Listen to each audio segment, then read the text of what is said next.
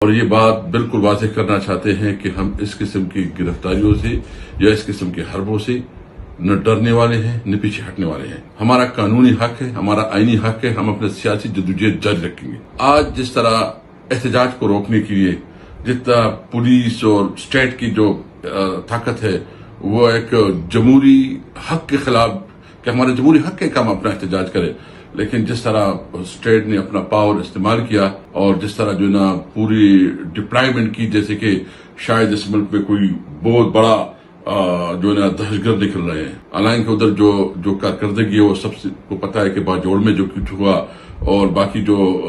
قبائل اضلاع میں جو ہو رہا ہے، جو خیبر پختونخوا میں ہو رہا ہے، پولیس جو ہے نا اس کی کارکردگی پوری دنیا کے ساتھ اور پوری قوم کے سامنے آ چکی ہے کہ پولیس صرف سیاسی ورکروں کو جو ہے نا دبانے کے لیے تو بھرپور زور لگا رہی ہے، لیکن جو اس کا اصل کام ہے اس میں وہ ناکام ہے۔ میں پوچھنا چاہتا ہوں کہ اس کے باوجود آج جو آپ نے اتنا کیوں کیا؟ یہ تمہارا جمہوری حق تھا، لیکن ہم آج جو عمران خان کو گرفتار کیا گیا، ابھی فیصلہ یہاں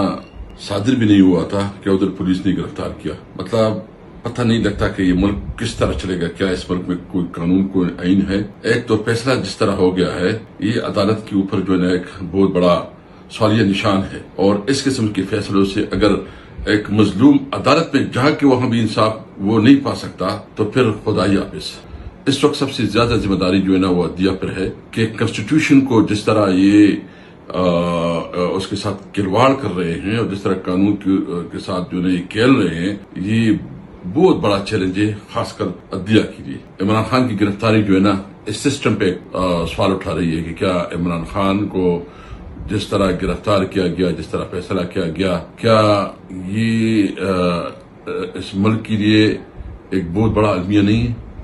کیا یہ جو اس وقت اس ملک کی عدلیہ جو کہ جس کے کام ہے کہ وہ انصاف دے، جس کا کام ہے کہ وہ قانون کو پروٹیکٹ کرے، جس کا کام ہے کہ وہ مظلوم کو پروٹیکٹ کرے، کیا یہ